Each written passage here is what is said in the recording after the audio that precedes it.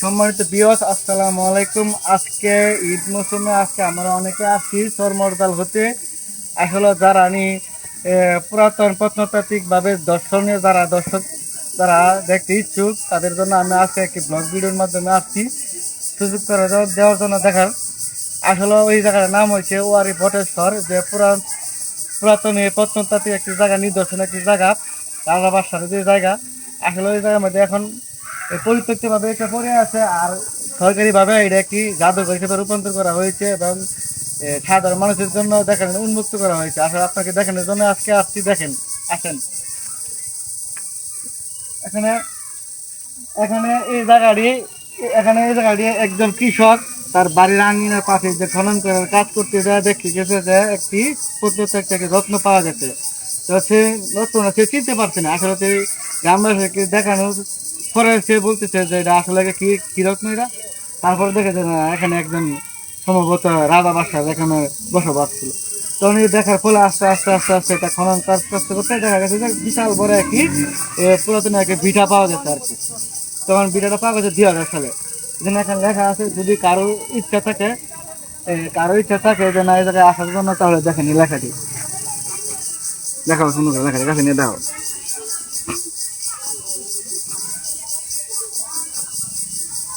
এটা দেওয়া আস্তে আস্তে সমান কাট করো, কাট করে। এখন গেটের ভিতরে আমরা ঢুকছি। আপনারা দেখেন এখানে আর কিছু লেখা আছে, দেখতে পাচ্ছেন। আস্তে আস্তে দেখো, আস্তে আস্তে।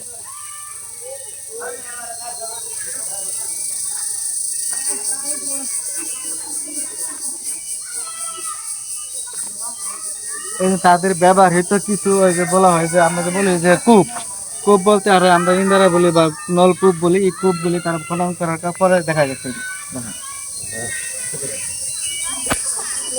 তাদের ব্যবহৃত পানি যে ব্যবহার করতে খাবার জন্য, আর কিছু যায় না।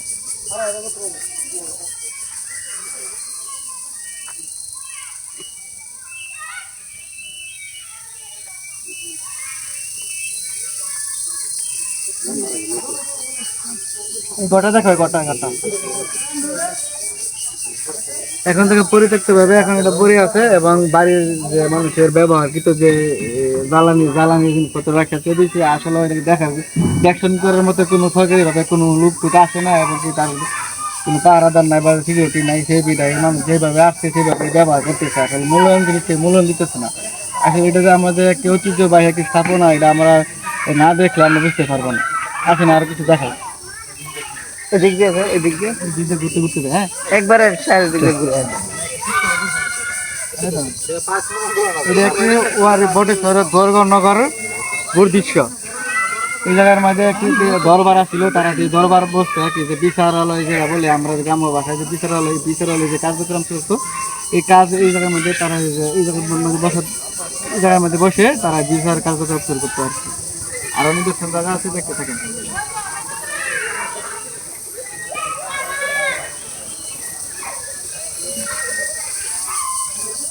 এখানে একটি গুরুত্বপূর্ণ একটা বিষয় হলো তার উত্তর পাশে একটি আপনার আড়িয়ালকা নদ আছে, এবং কি ব্রহ্মপুত্র নদ আছে। দুটি নদের একসাথে জোরালোভাবে এই জায়গাটি সমন্বয় হয়েছে, এবং তার পাশে আদলে একটি গড়াই প্রাসাদ ছিল। তার যাতায়াত আগে তো মনে কর যানবাহনে চলাচল ছিল না, তখন চলাচল ছিল নৌযানের মাধ্যমে তারা চলাচল করতো। সেই সুবিধার্থে তারা এই জায়গার মধ্যে আমরা বসতভিটা করেছে, এবং তার দরবারশালায় এই জায়গায় প্রতিষ্ঠিত করেছে। আর দেখতে পারেন আসেন।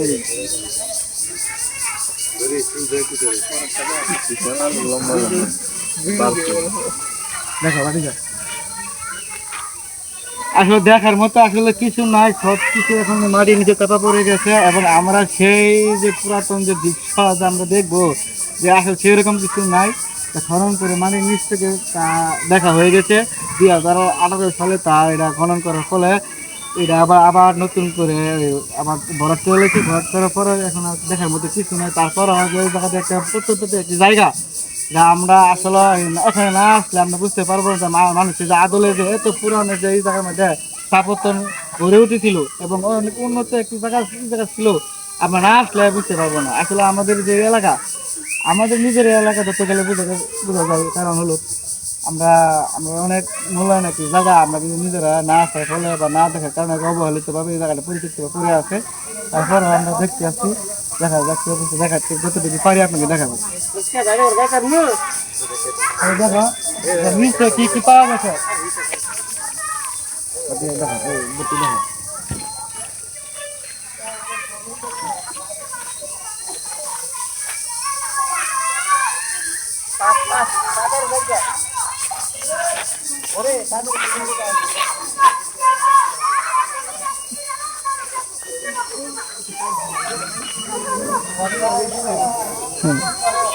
হ্যাঁ, তাদের ব্যবহৃত একটি বৌদ্ধ ধর্মীয় কুণ্ড কূপ বা পুনমিয়া পুকুর বলা হয় আর কি। এই জায়গাটা তাদের ব্যবহৃত একটি কূপ। এই জায়গায় মানে তারা গোসল করতে দেখেন, দেখাও তাদের ব্যবহৃত কত সুন্দর আধুনিক প্রযুক্তি এখন এই পর্যন্ত আমার মনে হয় না পৌঁছাতে পারছে।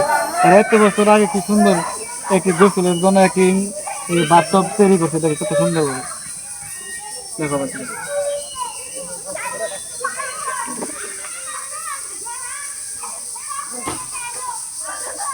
স্টপ কর। তখনকার যুগে যে আধুনিকতা ছোঁয়া আসলো, দেখেন জলবায়ুর যে পরিবর্তন যে হচ্ছে তা তখন তো আর টেলিস্কোপ ছিল না। টেলিস্কোপ না থাকার কারণে তারা কিভাবে তার যন্ত্র ব্যবহার করবে। এখন দেখেন তাদের কি আবিষ্কৃত হবে, তার নিজস্ব আবিষ্কৃত হবে এই জায়গার মধ্যে জলবায়ু যে কি অবস্থা পৌঁছাবে তা পর্যবেক্ষণ করতে এই জায়গায় স্থাপনা আসলো।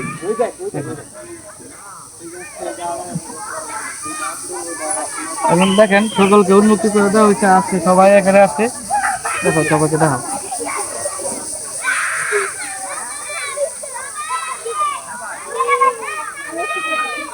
লাইট আলাবা নাকি। চলো।